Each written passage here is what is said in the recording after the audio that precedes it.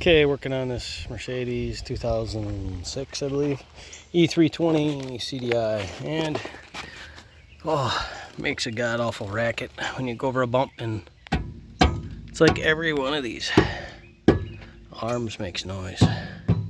It's like, which one do you change, or do you just change them all, get the kit and change them all? I don't know. Let me know if you can figure out why these things rattle. I've heard the bushings aren't good, but in any of the parts stock on the front end of the Mercedes E320. But anyway, let me know if you guys have any information or good ideas how to check this and what to replace.